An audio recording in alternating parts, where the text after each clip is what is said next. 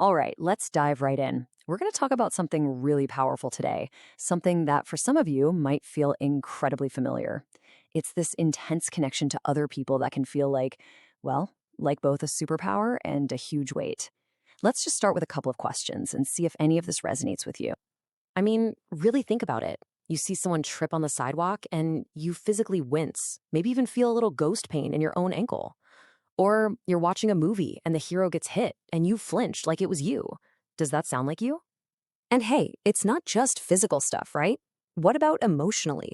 You ever walk into a party or even just your own kitchen and you can instantly feel the vibe, the tension, the happiness? You don't just notice it. It's like you soak it up like a sponge. So, if you're sitting there nodding along to this, you've probably felt a little weirded out by it at times, maybe even a little lonely in how intense it can all be. But I really want you to hear this. What you're feeling is absolutely real. This is not you just being overly sensitive or too emotional. Nope, it's a completely different way of experiencing the world around you. And believe me, there are a lot of other people out there who get it, who share this same deep and, yeah, sometimes totally overwhelming connection. So, what do we call this? Sometimes just having a name for something can be a game changer. It takes this big, confusing, abstract feeling and it makes it real, something you can actually get your head around. The name for it is mirror touch empathy, and it's pretty perfectly named, right? You mirror the touch or the feeling of someone else.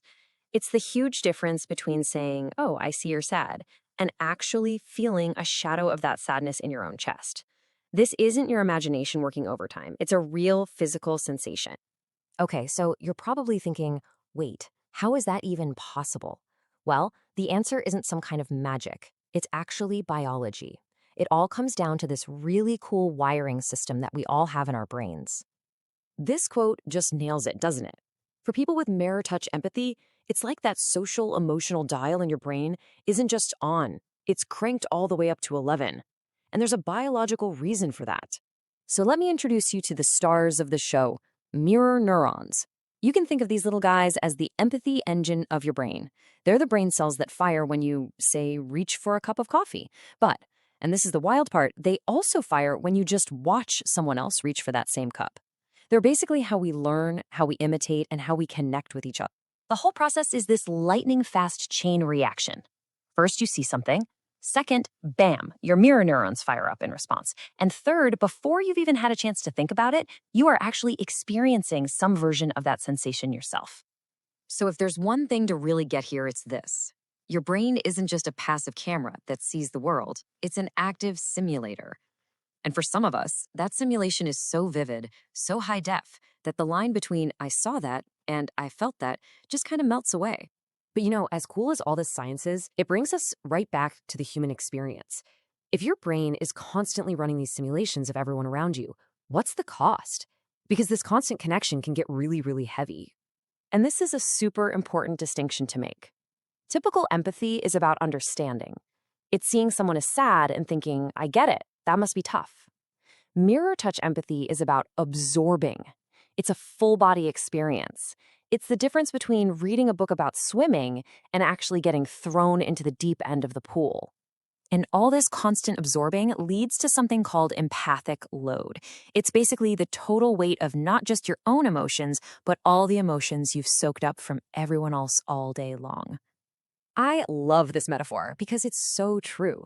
Imagine you start your day with an empty backpack, but every person you interact with, your stressed out boss, the sad looking person on the bus, the angry driver who cuts you off, each one adds a little stone to your pack.